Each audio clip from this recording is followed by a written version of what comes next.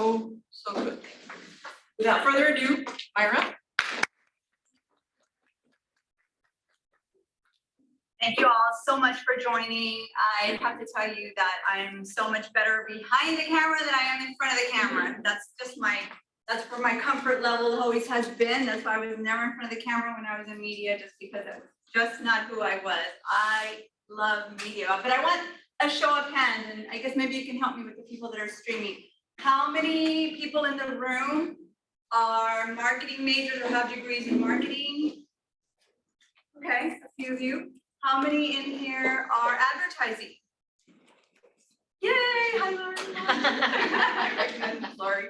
How many in here are businesses that are just looking for new information or entrepreneur majors?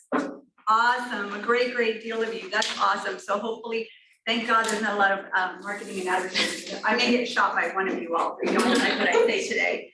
But the good thing is that I'm literally, I've spent a lot of time in both, and I'm going to share a little bit of it with that, of my history with you guys, and hopefully I'll do this and give you the information you guys are looking for in as short as, how much time do I have, 45 minutes?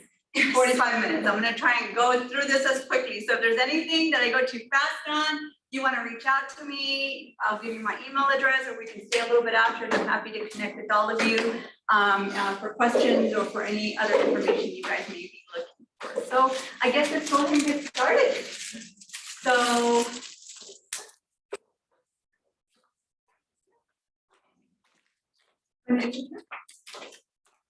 should be able to.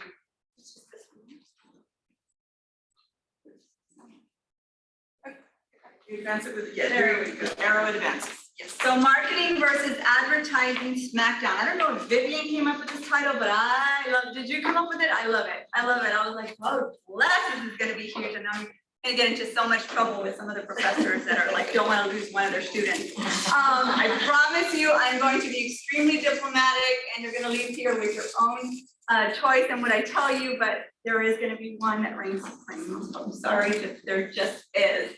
And you guys will, I think, will agree with me. So let's move on. So I will start a little bit with what we're going to leave today with. So today we're going to talk about how marketing is not advertising and advertising is not marketing. I'm so tired of hearing somebody who's a million people that are marketing experts that are doing creative advertising. It is not the same thing. It's two different things, and you got to respect each other because it is a big deal. And if you are a business owner, you're going to understand that more than anybody, because nobody knows your consumer better than you do. And so if you've got somebody who's telling you, I can do everything, guess what? They're lying. It's not true. And I'm going to tell you exactly why. So we're going to also share some data, some insights, and pinpoint what is dominating in 2023, because marketing is always changing.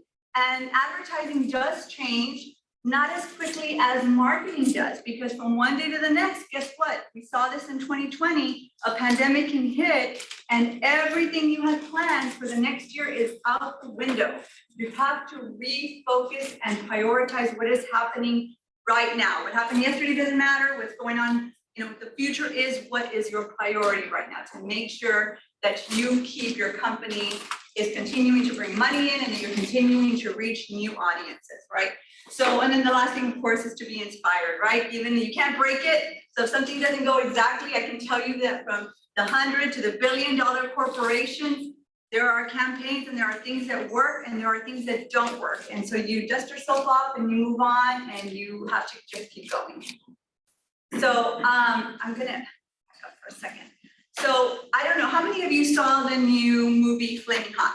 Oh my gosh. Oh, yes. Yeah, some of you, not all of you. Hopefully I won't give too much away. But there's a little controversy with the movie, because there are some people that say Mr. Richard Montanez was not the creator of the hot Cheeto or Frito-Lay. That's not exactly the way that the story was. For dramatic purposes, I'm going to share this scene with you, because it's going to kind of tee off what we're going to talk about today, which is understanding the difference between marketing and advertising. And even a company back in the 80s, okay, that was supposed to know better, that was supposed to understand marketing, got it wrong. And they got it wrong for several different reasons. So I'm going to share this with you, and then I'll share a little bit of my experience and where my background comes from, and how I've applied it to my business and how you can apply it to yours. Okay, so I don't know if there's enough volume. You'll be able to hear? Yeah, they should be able to hear. Okay, so here's a scene from Flaming Hot.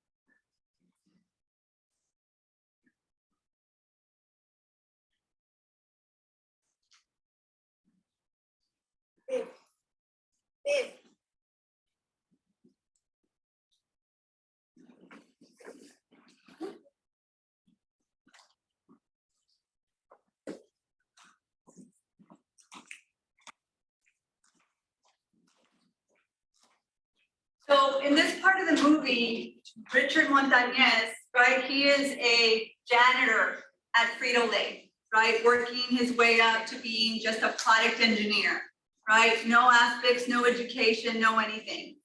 And at this point, Frito-Lay during the mid-'80s is having a hard time.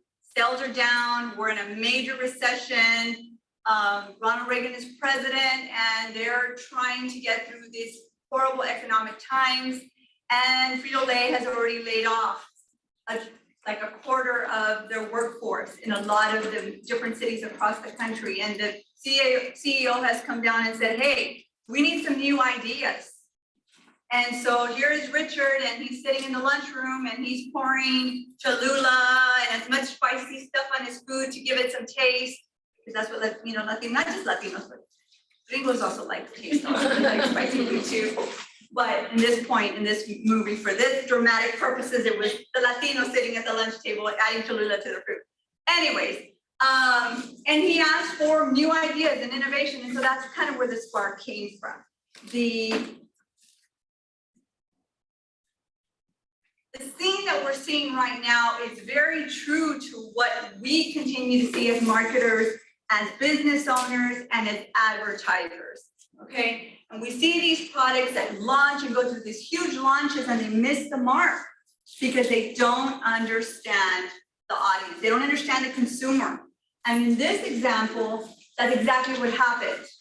They didn't go out into the communities to understand where are the most prevalent parts of their model. Their sales model was going to be starting and launching was in the Latino markets, right? Which in this part of California was a big market. What would have been another big market that they could have launched? Hot Cheetos. Exactly. The Rio Grande Valley, which at that particular time was the 9th largest Hispanic market in the country, right? So this kind of sets me up for my story. And I say my story, and I say all of our story, right? All the people that are born and raised here in the Rio Grande Valley that were either raised not necessarily Hispanic or Mexican American, but also white Americans as well, right? That were also raised here and were raised with the Latin influence and understand the market here. So I was born and raised in Weslaco, went to school here, started my career here. And when I started in my career, my real passion was in creative. I studied marketing, but I loved creative. I wanted to be designing the front of the Lucky cereal box, right? I really wanted the back because that was my favorite part, and that was the part my sister and I would fight for. So I really wanted to be doing this. I wanted to create products that were at the grocery store that were sold. That was my dream. That's what I wanted to do. But coming out of school, I was just willing to start a job and do my dream job of advertising, right? So my first advertising sales job was working for a company called Univision. And Univision at the time, this is 1998, was a couple of years in, getting ready to explode. This particular market only had, back in the day, there was no, for those of you that probably were not born, which I can see that there's a lot of you in here. Aging myself a little bit. There was no Facebook, there was no social media, there was no Google, there was no YouTube, there was none of that stuff. So how many English stations do y'all think there was in the market at that particular time? Anybody have a guess? There was 3 English stations on regular television, not cable. ABC, CBS, and NBC. Fox went and came. They weren't even there at that time, but they came back. That's another story. And in Spanish, before 94 or 95, I think it was, there was the Televisa stations on the Mexico side. So you saw Mexico news, very intense and gross, and showed, you know, dead bodies and stuff like that. So, you know, it's difficult for people to watch that. So if a hurricane was coming and the Spanish language audience needed to get information, they generally turned to radio, to a station like Cajavete that was mostly generally predominantly Spanish oriented and dominant in this particular market. So when I started at Univision, I was all excited. My boss, my mentor, Larry Saphir, he sent me to New York to train at the Innovation Training Center. I got to train with some amazing advertising agencies like BBD&O, Ogilvy, Dieste, and McCann, and I got to spend quite a bit of time with some of those agencies. And then I come back and I'm real cool. I'm a 20-something-year-old and I'm wearing my Ann Taylor suit, and it's like, okay, I'm gonna go out and I'm going to sell advertising in Spanish to this car dealership, which was one of the biggest car dealerships. And I walk into the car dealership and guess what?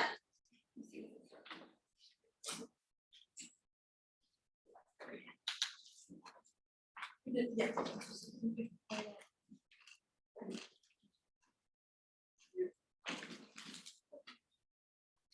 Anyway, I'll keep going. I walk into this Spanish dealership, this general dealership, and this is back in '98. And I'm working on a project called Proyecto Educate. That means educate. I have to educate them on the Latino audience, because the first thing they tell me is like, yeah, no, we're gonna advertise to used cars and that's it. Those are the ones that can afford the cars here in the Valley. Latinos cannot afford new cars. What are you talking about? My parents speak mostly Spanish and they've always bought new cars. No, the perception versus reality, right? So I go back. At this point, my Ann Taylor suit is a little bit more wrinkled and a little more sweaty from all the nose that I'm getting, and I come back and it's like, shoot, I have to rethink how my pitch is going to be, because the owners of these businesses do not fully understand the power and impact of the people of South Texas and what it brings and the dollar value that it is. So I'm going to share a little bit of that with you guys right now, in that I had to grow into that position and I had to take the marketing and apply it to the advertising, because I couldn't go in and just sell advertising airtime. I had to go in and I had to teach and I had to fully understand who their consumer was in order for me to pitch the advertising, because they didn't believe in it. They didn't believe that that consumer had the power to purchase a new sofa, or to have credit, or to buy a high-end jewelry item, or to get that surgery that they needed because they didn't have insurance. That was normal in our area. It was a very different time. And this is still a year before the Latin explosion, which some of us here are old enough to understand the Latin explosion. That was when Ricky Martin came out, he didn't come out, but came out as a singer in English. That was later. But nonetheless, it was a very pivotal time for Latinos influencing Hispanics to spend money and for general market to spend money on Latino products, right? So this is a very, very unbelievable time. And so Proyecto Educate became my priority because I knew that if I didn't do that, I was not going to be successful in selling advertising. I had to understand what the market was. A few years later, I was promoted to national sales manager. And what that entailed for Univision was now I really had to apply marketing because my job was to go and travel the country and pitch the market. So if in this particular market, Cadillac did not advertise in Spanish in 2001. They didn't, okay? My local dealers eventually bought into it and they were buying Spanish, but they weren't getting any regional support. So here I go to Detroit to go meet with the GM planners to tell them that their 35 to 64-year-old English only advertisement was not going to work in this market. And how did I do that? I had to tell the story of the market. I had to talk about how many people lived here, how many of them were Hispanic, how much money they spend, the power ratio of their spending.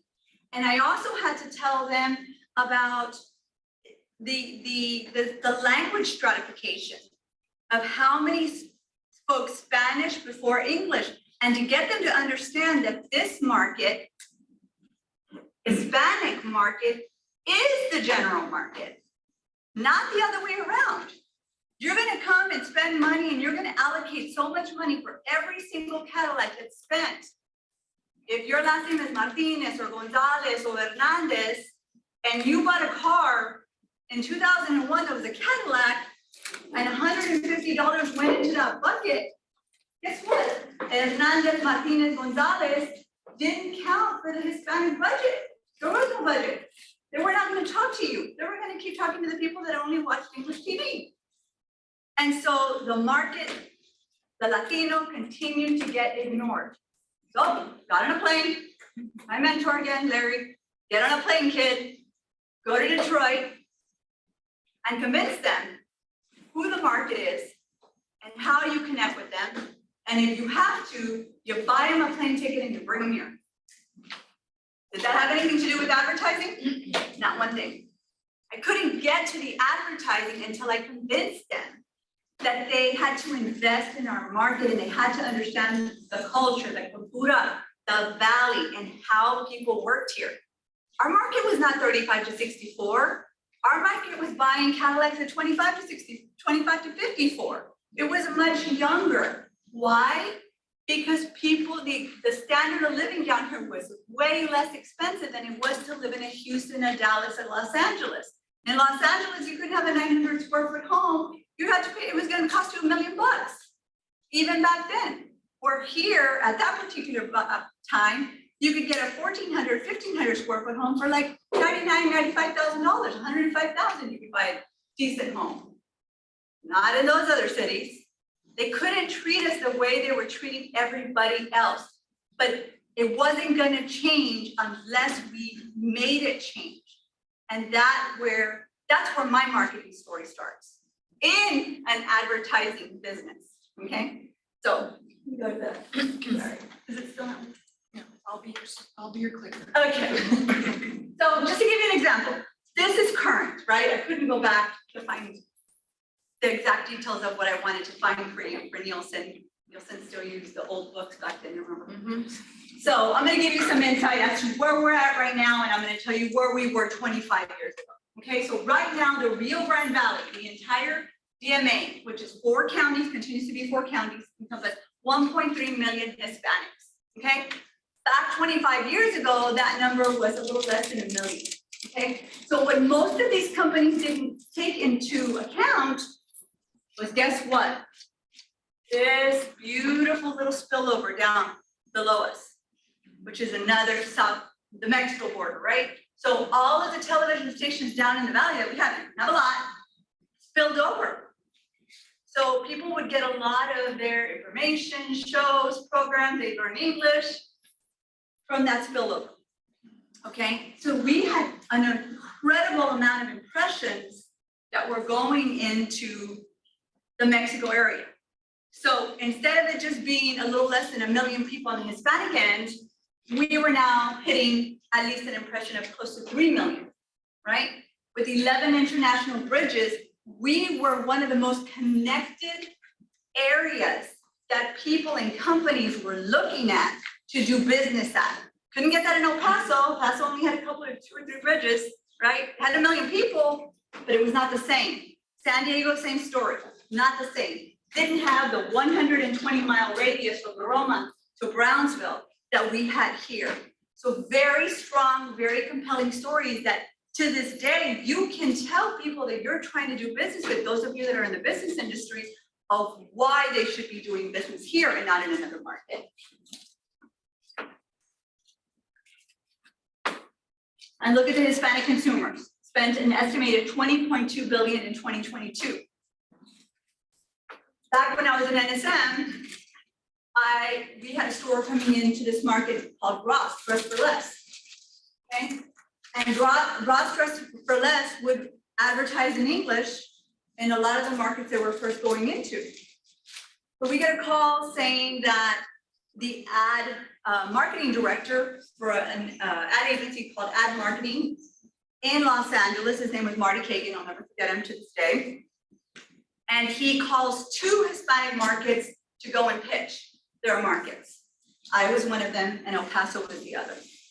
And I swear I didn't use the pitch, I just showed everybody the difference between McAllen and El Paso. Make a long story short, they didn't believe that they were, he didn't even think he was, the company was telling him, the marketing agency or the marketing in-house for Ross was telling him, you have to buy Hispanic in these markets, at least one. You don't have the budget. I don't think you have the budget. We have the budget to do this. It's a waste of money. We've always just bought English general market. But I'm going to give one of you a shot. And my pitch was this slide from back in the day, obviously, which was back, it was only about, I think it was a little under $10 billion in terms of the spending that was happening here in the Rio Grande Valley, and how much of it was Latino and Hispanic based. Make a long story short, up until 5 or 6 years ago, Ross stores, I won the pitch, by the way. Ross stores up until 5 or 6 years ago, and now they had 9 stores in this market, only advertised in Spanish. That went on to bite me in the butt when I launched my Fox station, because then I went to him, he's like, you did such a good job, I don't advertise in English in that market. Oh my God. What? Seriously? Yes, that's true story. So anyways, but now he does. So now they are, I think he's retired by now, but anyways, make a long story short, this is another very compelling slide in terms of the power and the Hispanic spend in this market. When people tell you Hispanics do not buy, guess what? Oh, and that first car dealer has over 26 lines in the market now, and they do a lot of Hispanic. I won't see who it is. She knows. And then of course, this slide is also a very compelling, and of course it's grown and changed over the last 25 years, but the Spanish speaking, right? The audience, and one of the things that I talked to Marty about was that in this market, like we talked about, you have to think Spanish first. Now, that doesn't mean that just because, and this was the perception versus reality, that doesn't mean that just because somebody speaks Spanish first, or that they don't understand English, right? They prefer to be entertained. They prefer to consume information or content because that's where their language of comfort is. But that doesn't mean that they don't understand it. That doesn't mean that they're not educated. I've got plenty of friends and people that work for us or that I've worked with that all were super educated, that have their bachelor's or have their master's or have their doctorates, that speak in Spanish before they speak in English, but guess what? They are equally strong, important investors in our community and in all of the things that these business owners are producing and selling and consuming.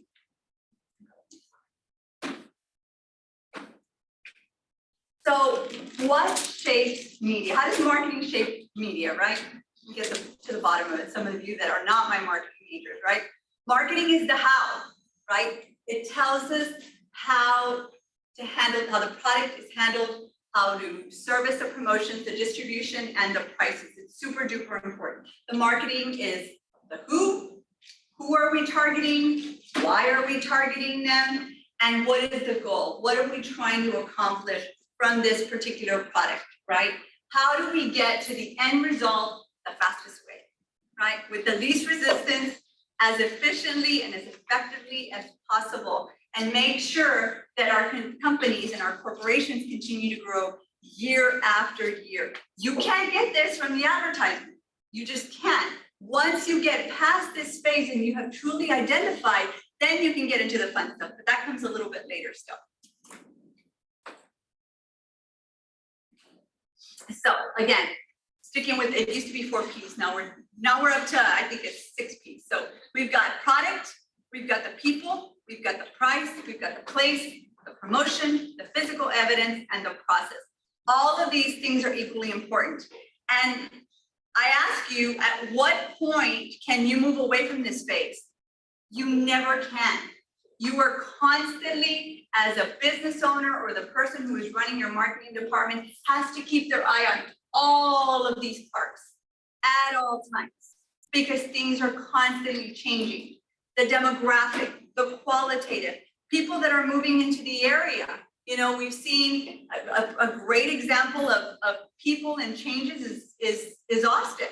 Austin has changed over the last 20 years at least 3 to 4 times.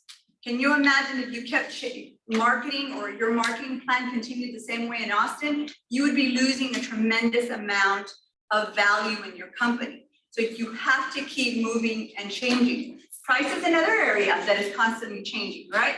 Right now we're talking about a recession. You have to be mindful. Is your product moving? Is it because people are saying that it's too expensive?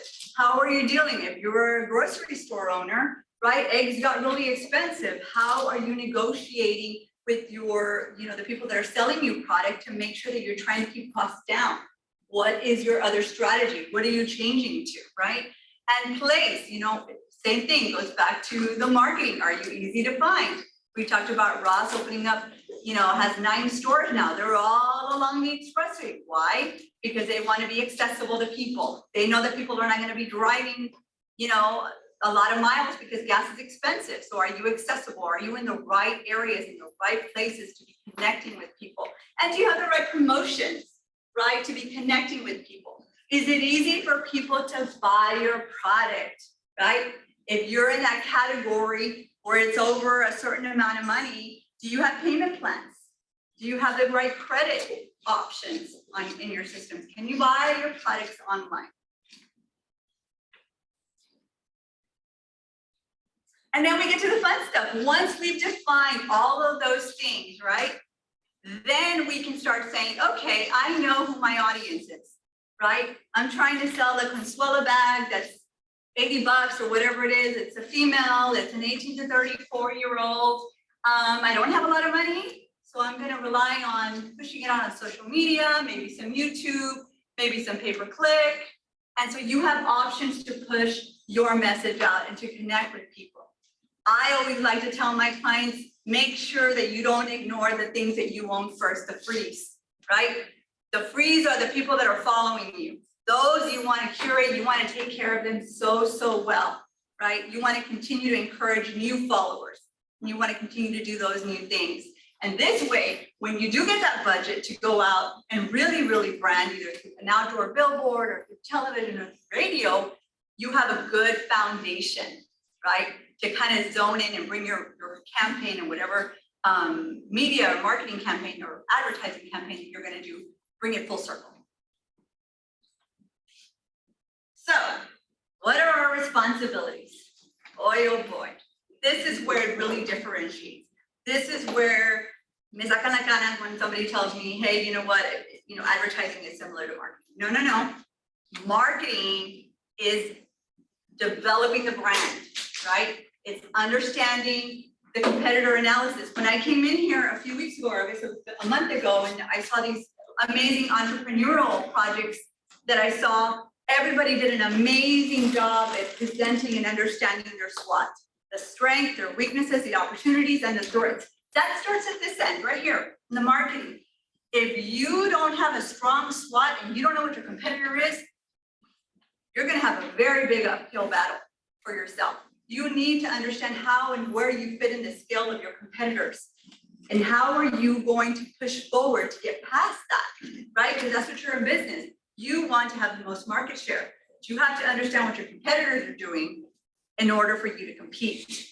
Understanding your customer relationship, your budgeting, your ROI tracking, and your physical evidence of those transactions, right? Monitoring them and keeping track of them. On the advertising side, you want to keep track of who your customers are, who's following you. Have you received an email address for somebody who wants more information from it, right? What is your media buying plan going to look like?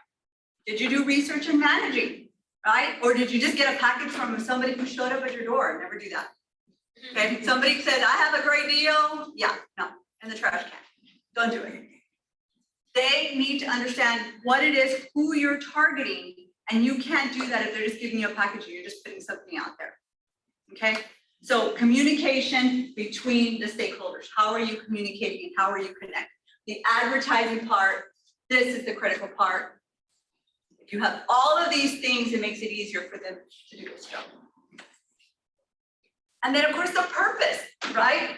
Why do we do what we do? Why does marketing have to do that, what they do? Because they don't want to rely on the advertising. They always want to stay accountable for the lead generation, right? So that person that's coming in, where are we getting our CRM system? Do you have a CRM system, right?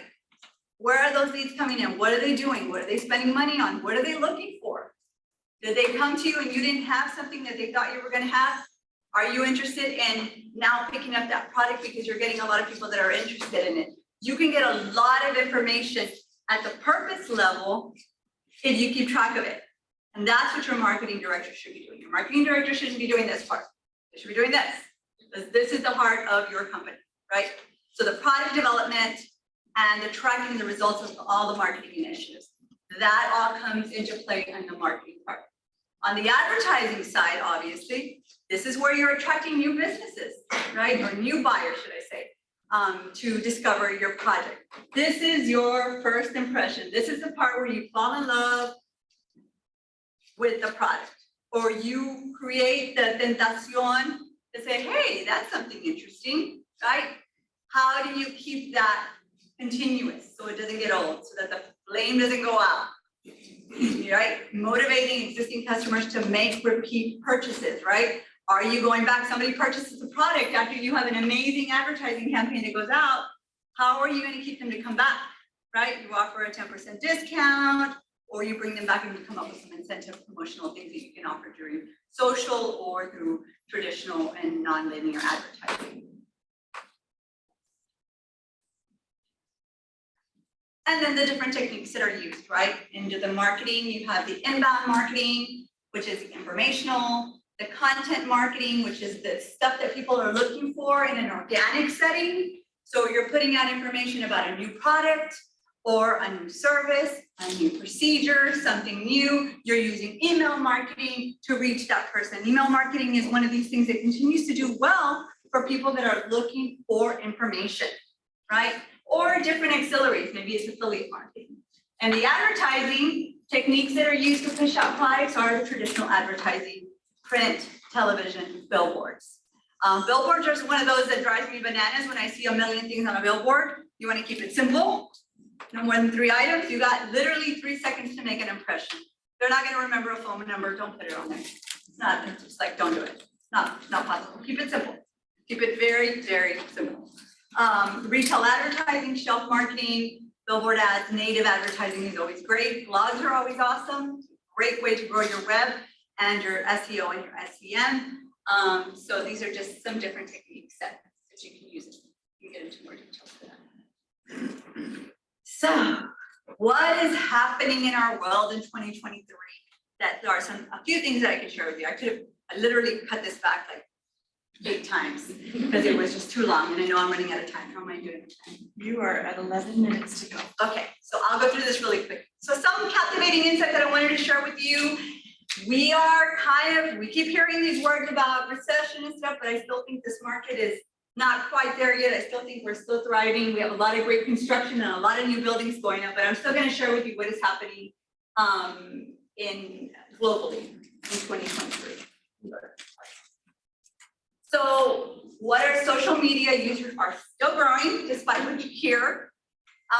We have seen still in January of 2023 versus the year before, we saw a 3% increase in social media users. Significant difference from the 2 years prior. In 2020, well, I should say 2021 and 2022, we saw some huge increases from 13% to 10%. But we were just basically in the midst of a pandemic. There wasn't a lot of content, and a lot of the new content, I mean, think about it. We only saw the first big major movie come out last July with Top Gun Maverick. So it was in the midst of this was January 2022, we still hadn't seen that big movie and those big programs come out. They were all being pushed back. Now that we have more content that's coming out, you can see the drop, but we still see a huge increase in social media. But more interesting than that is the next slide, where you can actually see that Facebook continues to reign supreme. And one of the most compelling things that I saw was that YouTube, which is the video consumption, is second to that. And it's probably the most consistent across all of the demographics. So we still see huge usage in both Facebook and YouTube, which tend to be, people talk about like TikTok and so on and so forth. But when I was doing the research on this, TikTok is still being cut out of a lot of global markets. So that's why the figure is half of what you see on Instagram, just because of the different countries that you're not allowed to use TikTok. So still very impressive. Don't give up on Facebook. It's still there, it's still doing extremely well. But YouTube, if you have video content you want to upload, you can have your own little broadcast channel, and it will continue to do well. People are still consuming a tremendous amount of video. The next slide shows applications. So for mobile applications, you can see that YouTube is #1 for Google. Again, for mobile app. #2 is Google Chrome. Facebook is #4, and WhatsApp is #5. And for my younger group here that's here, I thought this would be fun for you. Roblox continues to lead for mobile game, and for some of us a little bit older, you can see that Clash Royale is #8. So Minecraft is #5, and Subway Surfers is #4. So you can see it hasn't changed a tremendous amount, but these are just for mobile gaming systems in terms of what is. So this gives you a really good idea of how people are consuming and what is really working for them and how to find them and what you should continue to invest your time in terms of your creating content for yourself or your business. If you're an influencer, these are the things you should continue to invest your time in. The next slide, I actually used a little bit of a different research company for this one because I wanted to make sure that what I was reading with the other research piece was similar. So Comscore came up, their report was very similar to what we saw in the previous slides, that YouTube continues to dominate across almost every single age group. YouTube continues to do extremely well. TikTok starts to taper off. The older that we get, obviously, some of us older don't TikTok as well. But TikTok and Facebook and Instagram are still pretty strong, even under this research piece. It continues to consume the same levels of media. So how has our audience changed in 2023? It used to be, I thought this was interesting, that people were really brand centric, right? What are you wearing? Yes, DoorDash. Back in the day, nowadays it's a little bit more of the different jewelry companies, Skims, all these companies, right? It seems that because things are getting a little bit more expensive in the last year, and we are in a pseudo or recession, I'll call it a recession, that people, especially younger audiences, 18 to 24, younger consumers are living more of a simple life. They're not wanting to keep up with the Kardashians. They're shifting from aspirational to inspirational. And in the case of my son and my stepdaughter, they don't have any problems shopping at the Goodwill. My son showed up the other day and he was like, hey, I'm like, what? That's a nice shirt. And he's like, got it at Goodwill, it's $3, Mom. Okay. Stepdaughter did the same thing. She's decorating her little apartment and she was looking for little cook stuff. She was all excited, called her dad and said, Dad, I'm so excited. I found these Coke little figurines that Papa used to have for like $5 at the Goodwill.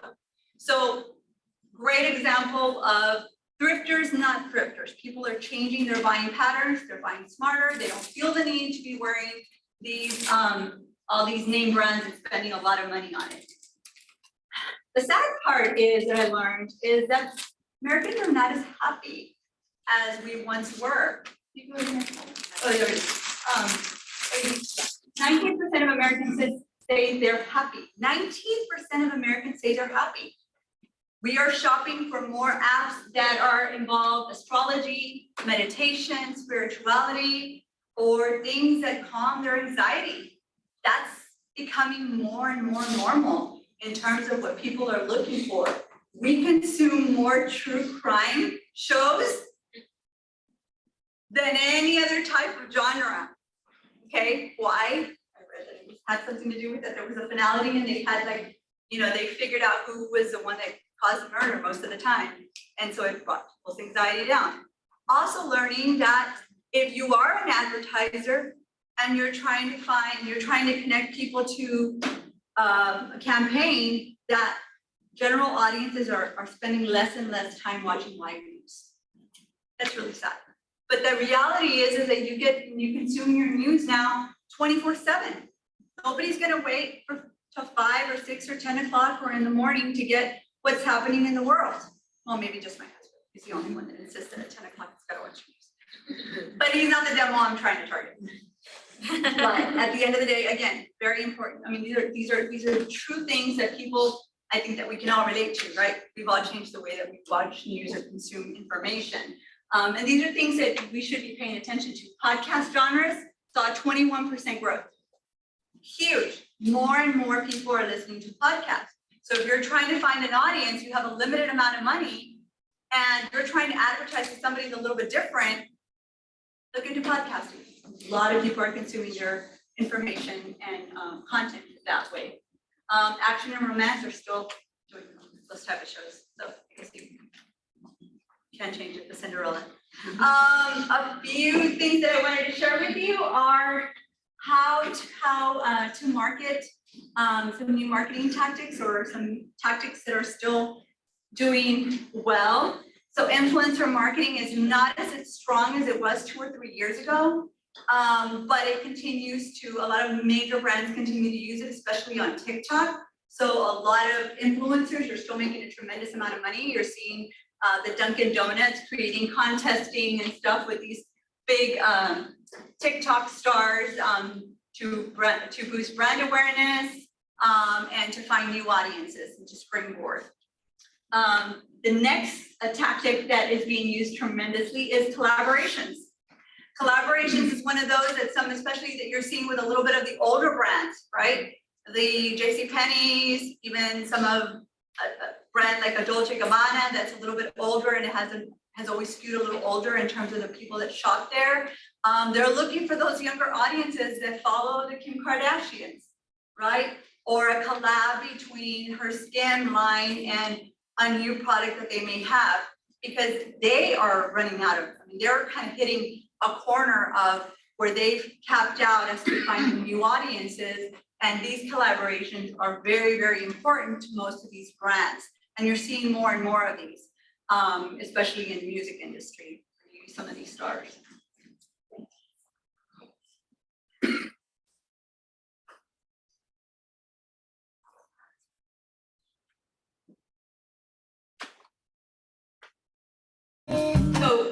user-generated content is the new influencer. This is the newest tactic that's being used right now, and if you haven't heard of it and you have a business, this is something you want to look into.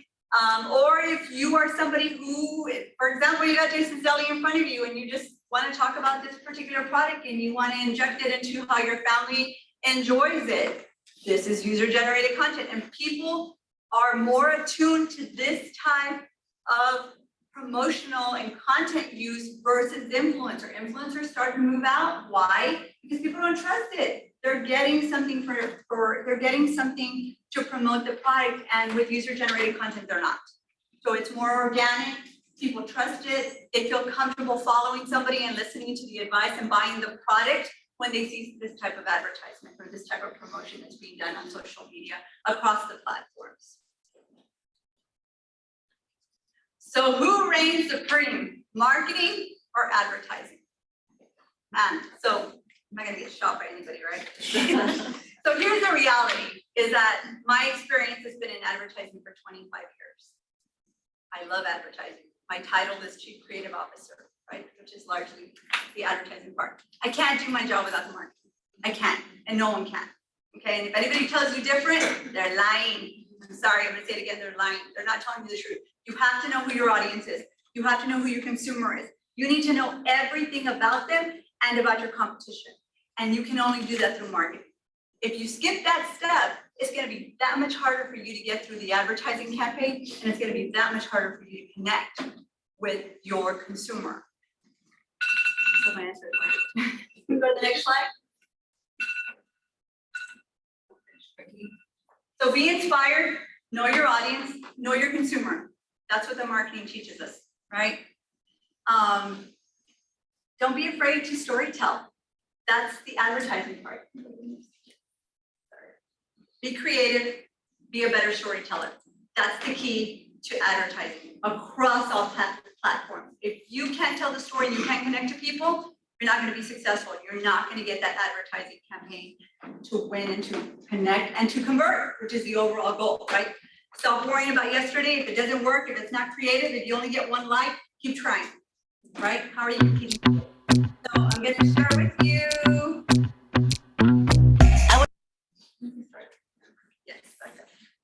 So I am with Olive Marketing. This is a little bit of our sizzle reel. It's only a minute long, so if you can stay to watch it. Do you have any questions? We're still gonna do questions. Okay, all right.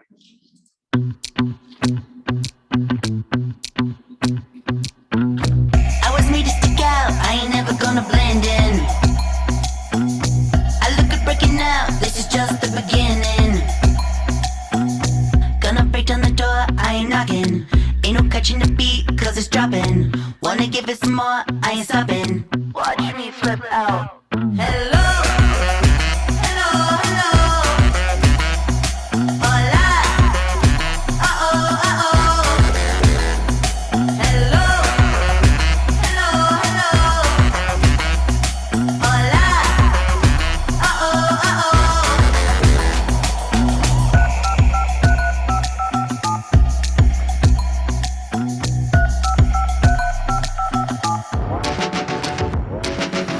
How you looking me now? Getting ready for my close-up. This is my coming out, gonna cause a commotion. Gonna break down the door, I ain't knocking. Ain't no catching the beat, cause it's dropping. Wanna give it some more, I ain't stopping. Watch me flip out. Hello, hello, hello. Hola, uh-oh, uh-oh. Fantastic. That's amazing.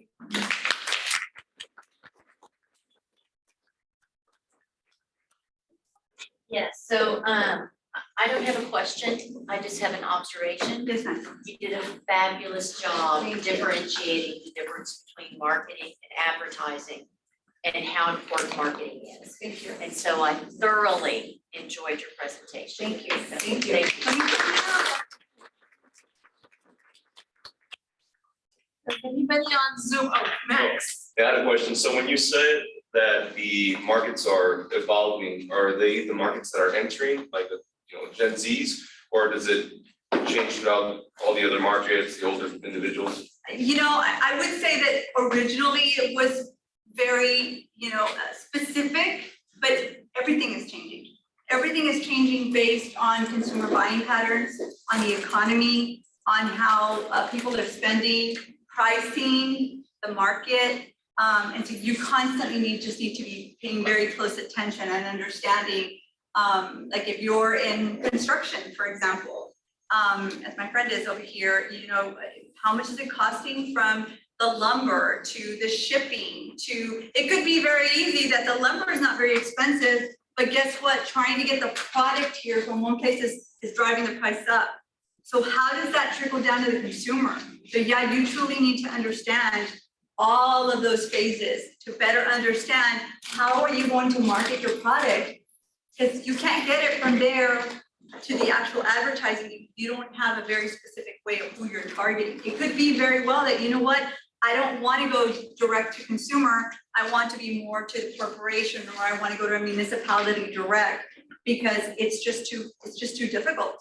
I can't compete in that space. It's just too expensive. I've got to find another way to get there.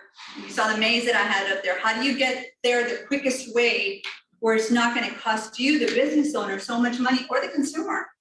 So you've got to find the best way to do that. And the best example I can show you is Amazon.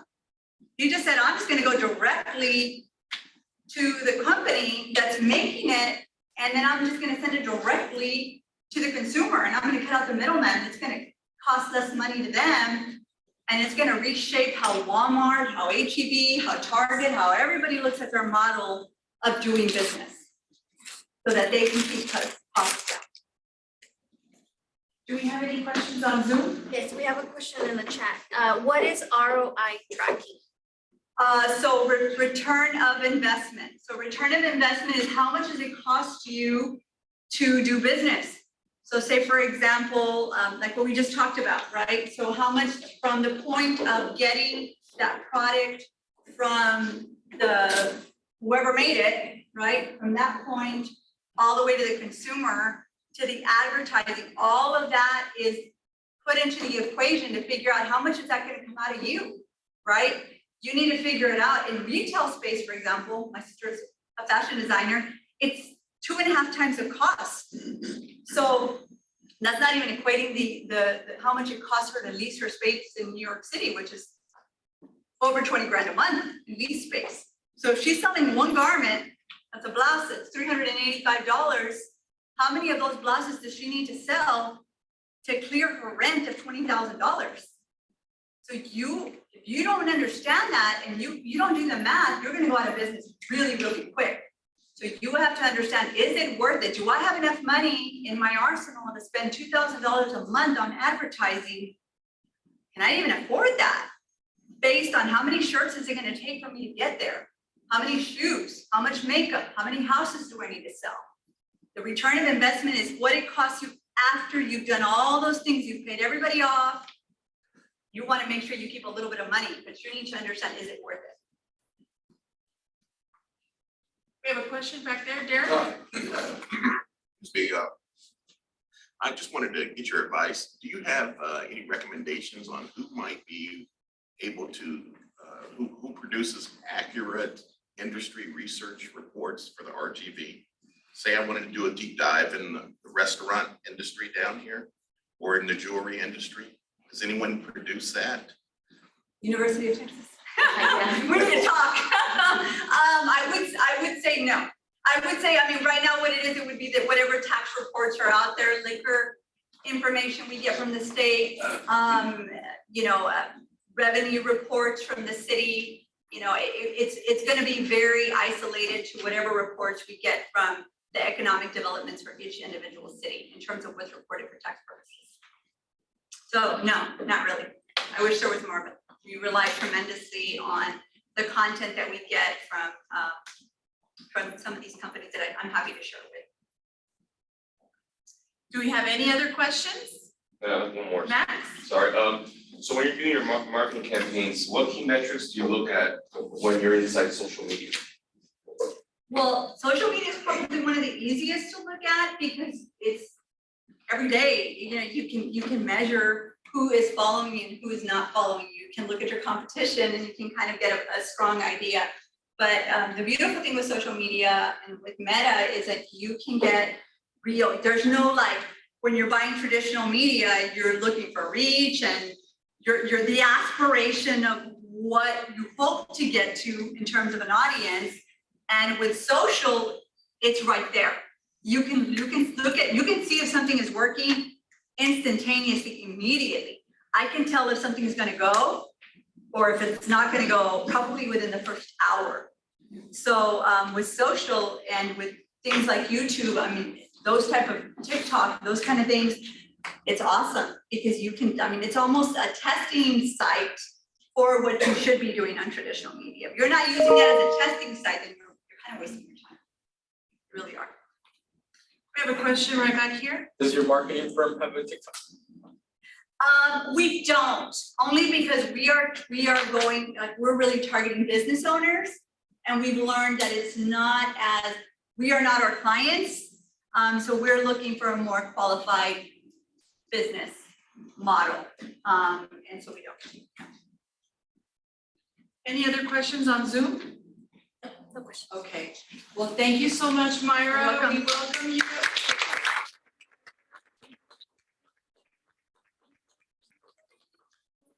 Photos, but I'm going to share really quickly the next slide to remind our folks in here that next week, Wednesday, same time, same location, same Zoom channel, we will have a presentation called Breaking the Noise, Strategies for Social Media Success.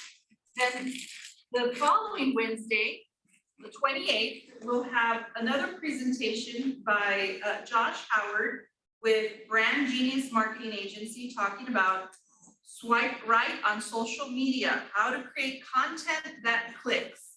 So we invite you back, Zoom and in-person audience. Now, before you leave, I also want to let you know that our Center for Innovation Commercialization will be hosting a Startup Resource Expo.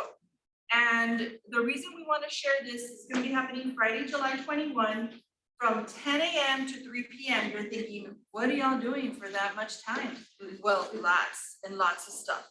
Just like you heard today with Mayra's presentation, you're going to have a full day of breakout sessions broken up into 30-minute bits. And there will be exhibitors out in the co-working area. We're going to have breakfast for you. We're going to have lunch. The breakfast is continental. We will have lunch, and we will also have a headshot opportunity that you can take advantage of. And so that'll be all complimentary. And we're going to give you a little bit more information here. And the next couple of slides, the other big program that we have, if you are an entrepreneur, whether you're a startup, 0 to 3 years, or you're considered existing in our definition is 3+ years, you can take advantage of market research. Exactly what Mayra was talking about right now. We have a sole program dedicated to helping you understand who your competitor is, where they are, what is your industry, how much is your market, how much is your market going to bear, and are you going to be able to make money in that market? Are you going to be able to scale or grow your business? This is what you will learn in this program, and we encourage you to take advantage. Right now, we have the facilitator for the Market Lab, Persephone, right here, and our facilitator for the Startup Resource Expo, who is manning the laptop, Stephanie Mendez, right there. And before you leave, ladies and gentlemen, I appreciate your feedback and I appreciate you taking and sharing your time with us today. So if you can do me a favor, scan that QR code, let us know how we're doing. It's really important for us.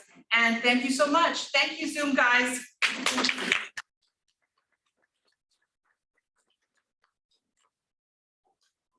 I'm gonna leave up, as for Zoom folks, I'm gonna leave this up for a second before I stop, but I am going to stop the video. Viv, so the people are submitting their emails so that we can send them the recording on the chat. Don't exit the chat. Don't exit the chat, okay, no problem. Oh, by the way, And Myra, is it somebody okay if said, I share your thank you, I presentation? love it. Yes. I love it. If everyone doesn't mind, if you'd rather not be in a picture, this is your warning. I would love to take a group picture of all of you. Such a lovely crowd today. If that's okay. And so if you wanna like maybe get in the front and then we can even stage a selfie. Stage a selfie. Everybody, let's get in here. We're gonna stage the photo. I'll stand right here. Can you mute it? Mute. Yeah. Yes. Give me a quick second, Ravi. No, I'm trying to.